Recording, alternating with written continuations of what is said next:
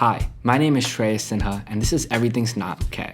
One of India's largest industrial conglomerates, Adani Group, unraveled when Wall Street short seller Hindenburg Group and NYU Stern professor Aswath Damodaran pointed out glaring flaws in their asset valuation and financing strategies. Adani Group's rise and fall reveals major flaws in the Indian economic system that continues to impede the growth into one of the world's next superpowers. India is a country that traces its culture back over 4 millennia. The only civilization on earth that still worships its ancient gods, rehearses its ancient traditions and dances, and tells the same stories in its ancient tongue. Despite occupation by the Persians, Mughals, and British, its people's culture has never failed to stand the test of time. Once called the crown jewel of the British Kingdom, India today is on the precipice of new glory. Its chest-thumping patriotism is justified by its valorous growth. This year, it overtook China as the most populous country and overtook Britain as the 5th largest economy in the world.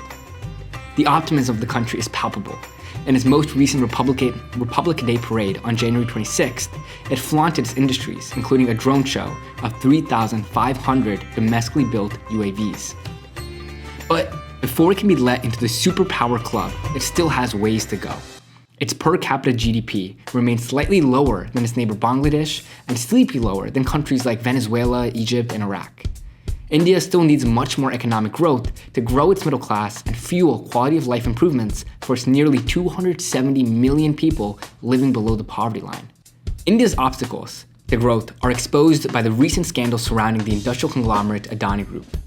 In late January, Hindenburg Research, a revered short seller company of 9 employees on Wall Street, found holes in Adani Group's asset valuation and debt financing. Soon, CEO and founder Gautam Adani, who boasted the title of the world's 3rd richest man just a few weeks ago, shed tens of billions of dollars. Adani Group is deeply interwoven with Indian infrastructure. As The Economist reports, Adani Group runs some of India's biggest ports, stores a 1/3 of its grain, operates a 1/5 of its power transmission lines, and makes a 1/5 of its cement. The scandals surrounding this company are damning, not only to the man who loans it its name, but to his close associate, Prime Minister Narendra Modi.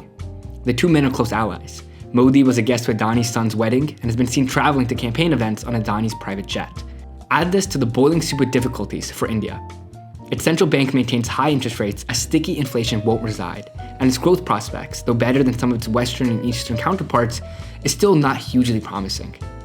So how does a behemoth like Adani Group, so crucial to the function of India's economy, get exposed for accounting issues easily resolved by government oversight or self-audit? Firstly, India is a painfully protectionist country, providing enormous subsidies to protect its enormous domestic conglomerates from international competition. India issues the highest tariffs of any major economy, and the 4th largest tariffs in the world, following only Sudan, Egypt, and Venezuela. These tariffs on food, coal, and blended energy and other essential resources are the stilts that hold up many domestic companies. Tariffs make foreign products too costly to be viable options in India. Because of it, India's market economy is less competitive, less innovative, and domestic industries can be more idle without fierce competition. Secondly, India's government practices major corporate favoritism, which has allowed Adani Group to enjoy explosive growth. Prime Minister Modi has been very helpful to the Adani Group. During Modi's tenure, Adani's net worth has ballooned by 2,500%.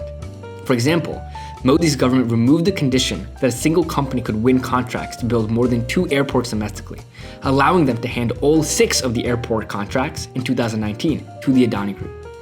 In a similar vein, Adani Group has been a beneficiary to food subsidies, coal mining contracts, and more. The closeness of Adani and Modi is so well recognized that upon the election of Modi to Prime Minister, a subsidiary of Adani Group's stock immediately jumped by 23%. When companies are shielded by tariffs and political connections, the need for good self-accountability in corporate financing and efficiency goes away.